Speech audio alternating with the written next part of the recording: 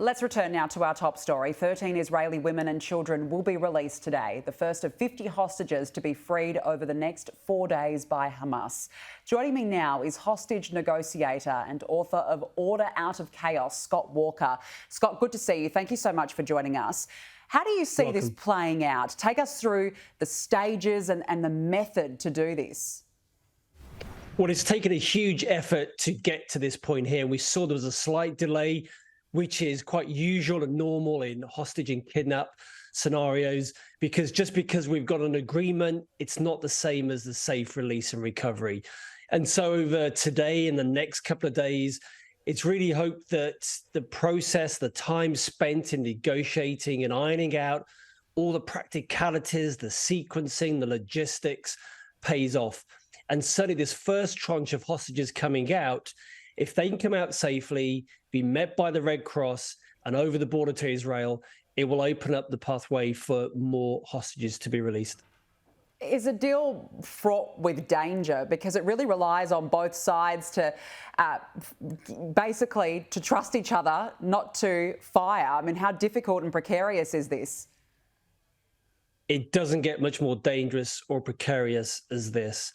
This is the most dangerous, challenging time of any hostage negotiation.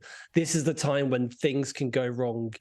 Assumptions can be made, mistakes can be made, and both sides will be very, very sensitive to things that are going to get in the way, and not this ceasefire, of course. And of course, there's other groups involved here who may be opposed to this, and they may very well look at this as an opportunity to try and sabotage that.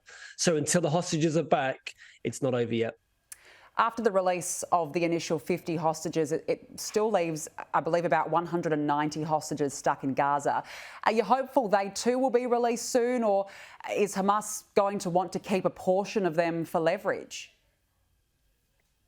Understandably, Hamas will want to release the hostages gradually. It's in their interest to do so.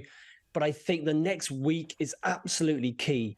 If this can play out without incident, if the hostages can come back and the Palestinian prisoners be exchanged as well, it certainly opens up the opportunity for further releases beyond this initial week time frame. Although the military hostages, they're going to be a slightly different story and potentially going to be held a lot longer than the civilians. These hostages, as we know, have been held for around 6 weeks now. You've had so much experience in this field. What condition do you expect them to be in when they are eventually released? And do we know much about where they've been kept? Well, where they've been kept, we understand, is varied, but there's been a lot of them being underground and in other buildings and hidden away from sight. And depending on their age and their health, and everything else depends on how they have gotten through this ordeal. And some handle it far better than others.